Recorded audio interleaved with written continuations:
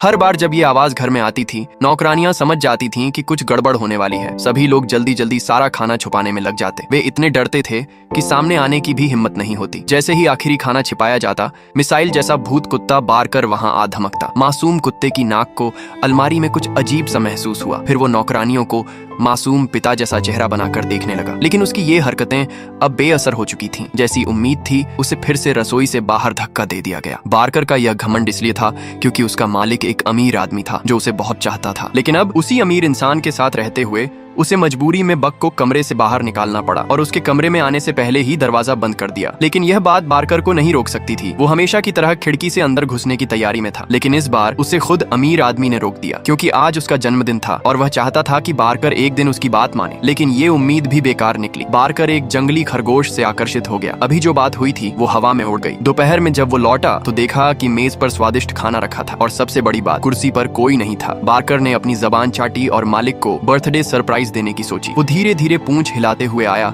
और सबके साथ तस्वीरें खिंचवाने लगा और मुंह में रखा चिकन लेग देखकर सब समझ गए कुछ तो गड़बड़ है। जैसा कि अंदेशा था, टेबल की इज्जत बारकर ने फिर से लूट ली थी। अमीर आदमी का चेहरा क्रोध से भर गया। शुक्र है कुत्ते के पास अभी भी एक चिकन लेग था और उसने उसे भी खा लिया। लेकिन उसने कभी नहीं सोचा था कि ये उसकी विदाई बन जाएगी। आधी रात को अमीर आदमी बारकर के पास आया और उसे खाने का लालच दिया। बारकर को लगा वो मजाक कर रहा है। थोड़ा सा हिचका, बक झट से पिंजरे में कूद गया और तभी उसे एक पिंजरे में बंद कर दिया गया। अब बारकर क्या कर सकता था? उसे पता चला कि उसका मालिक उसे किसी कुत्तों की मंडी में बेच आया है। अंत में जब वो दूर होते किले की तरफ देख रहा था, तभी बारकर को पछतावा हुआ। लेकिन अब पछताने से क्या फायदा? उसके बाद बारकर को कैदियों की तरह एक जगह से दूसरी जगह ले जाया गया। जब उसकी आंखें फिर से खुली तो उसने देखा चारों तरफ बर्फ ही बर्फ थी। दक्षिण का यह कुत्ता पहली बार बर्फ देख रहा था। लेकिन उसे क्या पता था, अगले ही पल उसे कुत्तों के पिंजरे में फेंक दिया जाएगा और कोई भी उसे अपना सकता था। शुक्र है बारकर की हालत अच्छी थी। उसे एक काले लड़के ने ले लिया। यहीं से बारकर को अपना दूसरा मालिक मिला। उसे क्या पता था कि बाद में यही बारकर उन्हें कई बार जान बचाएगा। दौड़ते वक्त